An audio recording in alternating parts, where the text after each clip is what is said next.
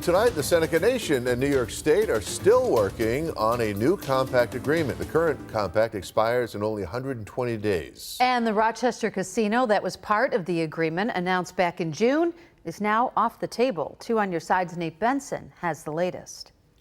Multiple sources tell 2 on Your Side after the uproar in June that a Rochester casino owned by the Seneca Nation was agreed on in principle, it is no longer part of the compact deal.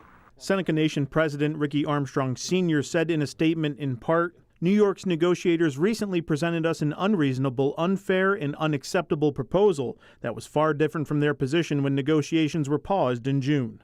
The state and the Seneca Nation are now haggling over how much the compact is worth to both sides. Right now, the state receives 25% of Seneca slot revenues. However, a lot has changed since the first compact was announced in 2002. Particularly a number of state-owned casinos and racinos throughout western New York and the Finger Lakes. You may remember, back in early June, the Seneca Nation announced that an agreement in principle with the state had been reached. Arriving at a fair, equitable deal that secured the future of our gaming operations, the final funding for our operations that provide critical services for our people, and the significant jobs and economic benefits to generate in western New York.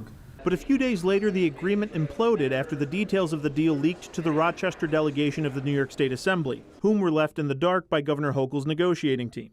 You may also remember that Governor Hochul recused herself from negotiations because of her husband's employment with Delaware North. The company also operates casinos. The Rochester delegation mobilized and was vocal about their opposition to the casino plan.